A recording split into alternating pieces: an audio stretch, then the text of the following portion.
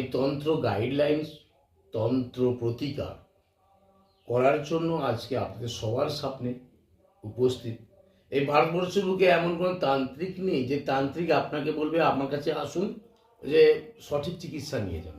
আমি একমাত্র সেই ব্যক্তি, আমার কাছে আসতে হবে না। আমি শুধু এইটুকু বলছি যে আপনারা যারা তন্ত্রই ভুগছেন, অনুরোধ করছি আপনারা আমার কাছে আসুন।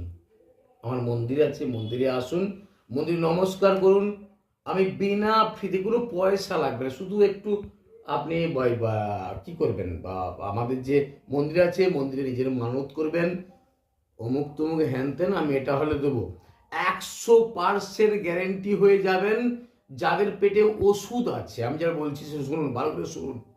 75% তন্ত্রক্রিয়ায় ভুগে 75% পেটে ঔষধ করার পর, আর 25% ভুগে আপনার বাড়ির, আপনার বিছানার, আপনার পরনের জিনিস নিয়ে তন্ত্রক্রিয়া হয়।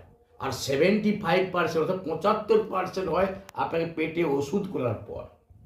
তো আমি কোনো পয়সা লাগবে না, আপনি আসবেন আমার মন্দিরে, পুজো দিবেন, সিধা দিবেন। আপনি গ্যাস অম্বল এটা সেটাই ভুগছেন, তন্ত্রক্রিয়া কিচ্ছু নেই।